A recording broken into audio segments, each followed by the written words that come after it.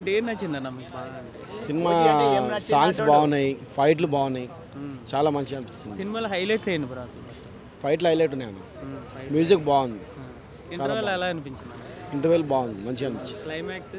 Climax highlight బాగుంది. ఎన్ని కోట్లు కలెక్షన్ చేస్తుంది అనుకున్నాను? ఇది 1000 కోట్లు కలెక్షన్ అయితే బ్లాక్ బస్టర్ పక్కా. అంటే టికెట్ కొద్దిగా ఎక్కువ అని అంటున్నారు, అది రైట్? ఎక్కువేం లేదన్న, ఎక్కువేం లేదు, ఎక్కువేం లేదు, పెట్టవచ్చు. 800 వర్త్ అనుకో. 800 ఓకే.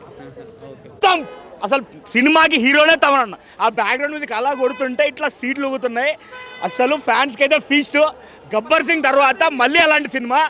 నువ్వు స్టార్ట్ నుంచి ఎండ్ వరకు పవన్ కళ్యాణ్ పవన్ కళ్యాణ్ పవన్ కళ్యాణ్, ఇంకేం లేదు. Super hit cinema, block buster.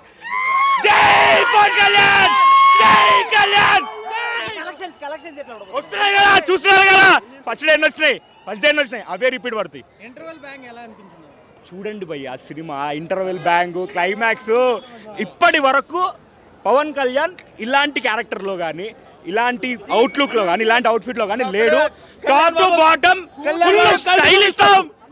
Stylish వరకు ఏ మూవీలో అలాంటి లుక్స్ లేవు, అలాంటి డ్రెస్ లేదు. మైండ్ పోద్ది. Super cinema.